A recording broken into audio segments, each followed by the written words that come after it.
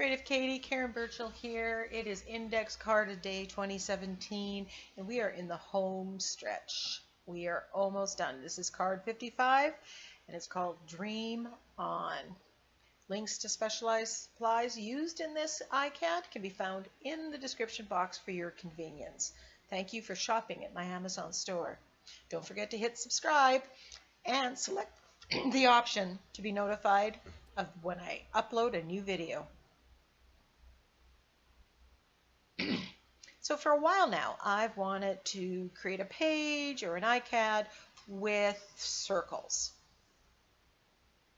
So I guess today is the day. So I use that template to trace out a couple size circles. This I picked up at Michael's, but I will find it online and put a link to it if you're interested. I find it really handy to have all the different size circles there at my fingertips. But if you don't have that, you can trace around lids. I have a whole stash of them that I use in my jelly printing.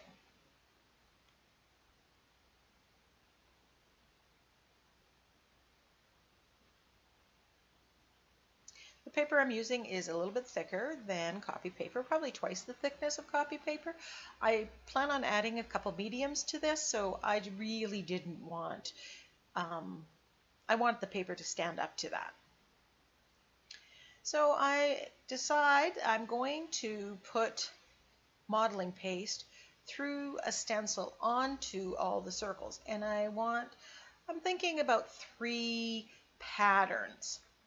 So I'm looking through my stencils and I want a small scale pattern, because my circles, of course, aren't that big. If I was doing this on a larger canvas or a larger art journal page and I had bigger circles, I would be open to using, larger stencils. You kind of have to match it to what you're doing. I'm thinking if I really like this, this will be something that I can see myself doing on a canvas. So that's Liquitex flexible modeling paste, but you can use any kind of modeling paste or spackle that you have on hand. Don't think you need to go buy the flexible one. It's what I happened to buy first and I liked it, so I've stuck with it. I did tape these down because I thought they would move. That wasn't a problem. So I'm just using the spatula and just putting the modeling paste through the stencil to get the pattern on there. And I just repeat. I use 3 different stencils, and I do some on large and some on small.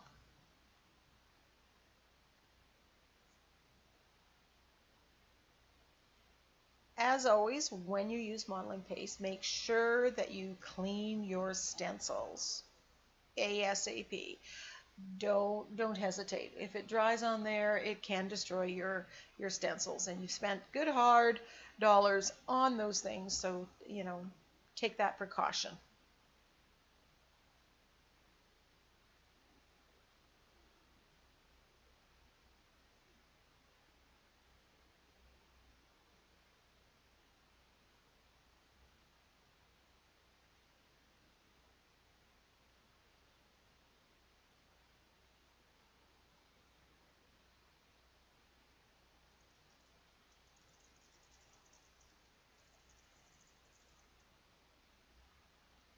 I do off camera use another stencil and on the remaining circles. So then I've got out my black gesso and I'm using a brush and I'm trying to get it into all those nooks and crannies. Now I've completely dried the modeling paste before I did this. Make sure you do that, or some of it may come off. You could use, if you don't have black gesso, you can use black acrylic paint. That will work just as well. I'm just kind of working it on the sides because, of course, we have texture here. And I do not want some of that white to show up. I want it to be black, black.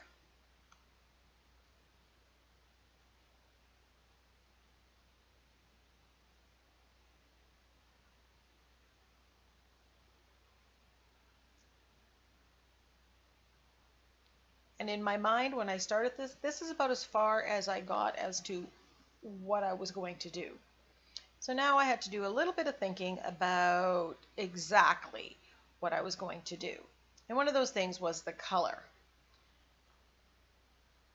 So, I do a couple trials here. I like how the orange and this deep violet always look, how they combine. I thought, oh, that might be interesting with what I have in mind. And I apply with a brush and I apply with my finger, and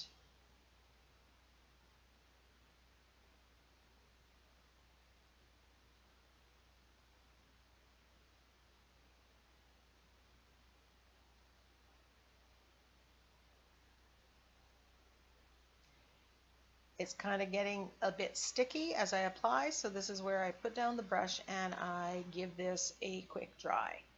With acrylic paints, if you need to add color or you want more color, sometimes you need to step back and let it dry.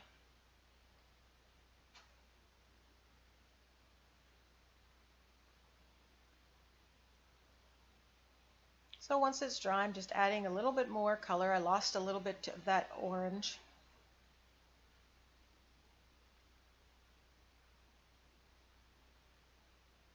And as backgrounds go, I actually really like this combination.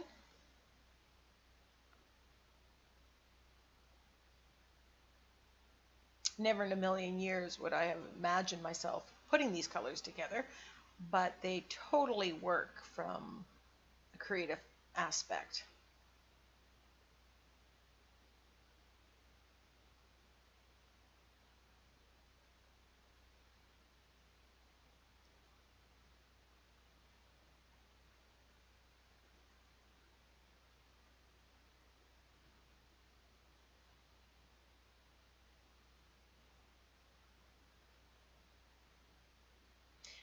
When it's on the side like that, it kind of looks like a sunset. Those would be wonderful colors to use in a sunset.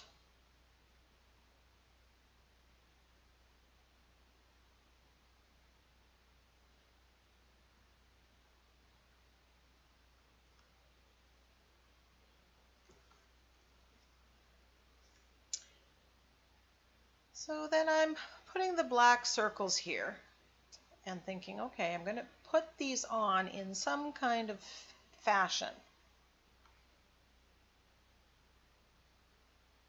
One of the challenges of doing the ICADs is that it is a smaller surface. So when it comes to composition and things, sometimes it's a little bit more difficult. So as I did in the previous ICAD video where I came across this technique and doing this, I am using my copper color. I'm testing it out on there, and I chose copper instead of gold because I wanted that little bit of orange because I'm thinking that'll play nicely with the background. I'm just using the pad of my finger and just rubbing. And, the texture just pops out, and these are amazing. In fact, I can see myself taking a sheet, putting some texture paste on it, drying it, cutting it out into different shapes, and having these at the ready to use as embellishments whenever.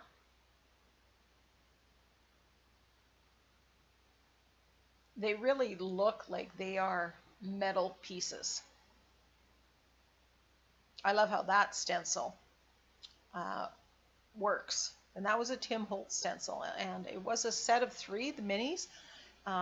Hopefully I can find the collection that it was. And I'll put that link in the description box. It's one of my favorite stencils.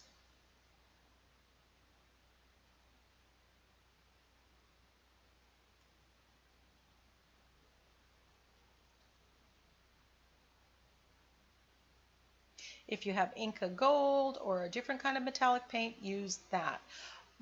I was thinking of using colored metallic paint at one time, and I kind of tested it out, and it was very translucent. And so I chose not to do it.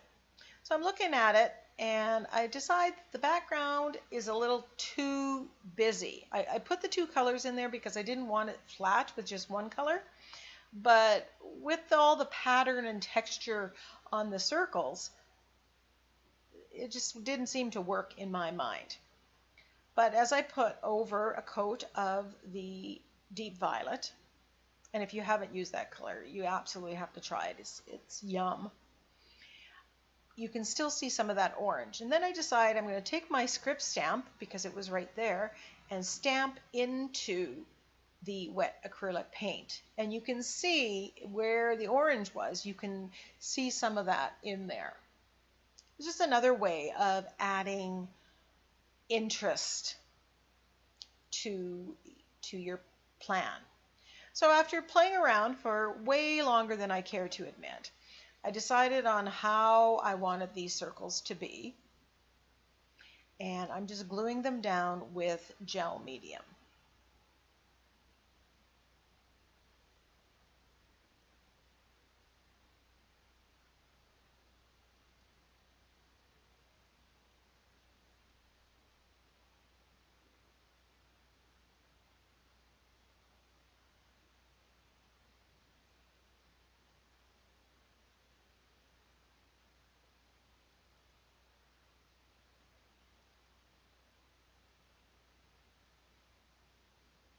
And I'm putting a fair bit of gel medium on the backs because I want it to stick. Kind of gives the illusion that it should be heavy and weighted. It's just paper, right?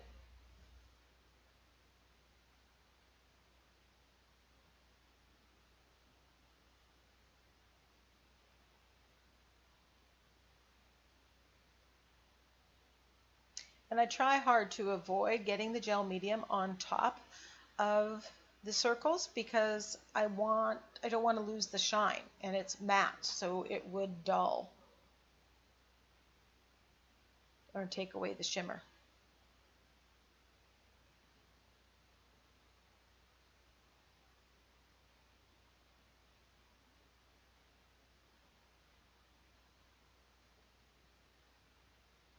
And I had some little pieces and I thought, okay, you got to use those.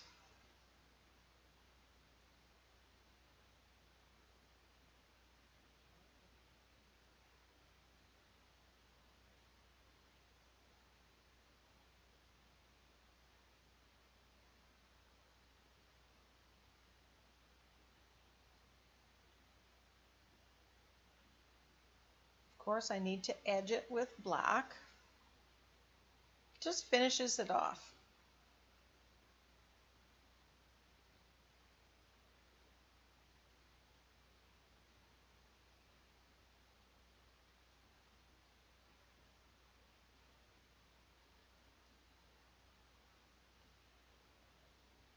And I just want to kind of give these circles a bit of a shading, so I'm trying with the Stabilo All pencil.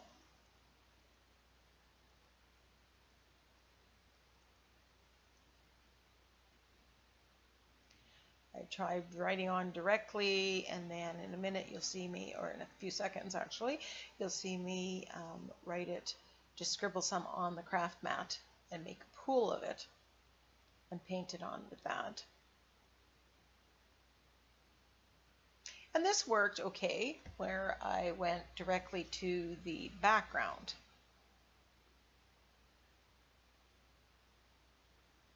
When I tried to do it on top of the modeling paste, it didn't quite work as well.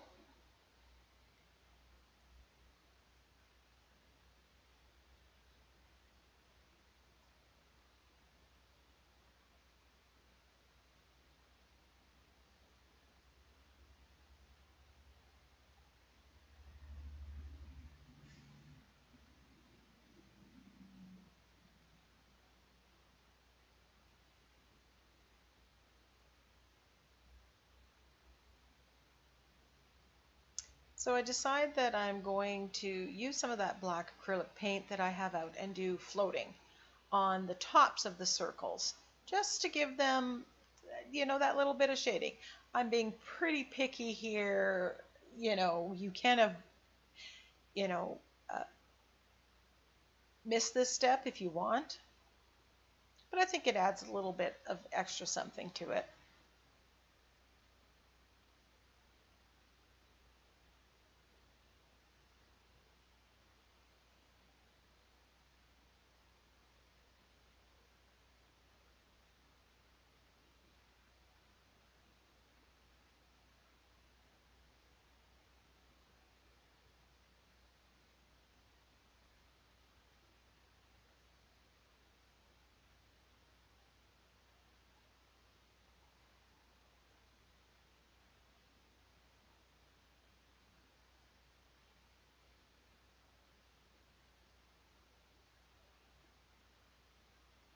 So once that's done, I use my Just Saying stickers, the ones that I made on my own, and you can go to my blog and get a print of those and select your own font and print them out on sticker paper.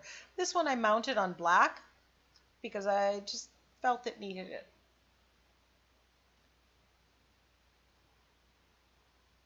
I'm using the same bronze paint to go around the outside edge just to finish it off.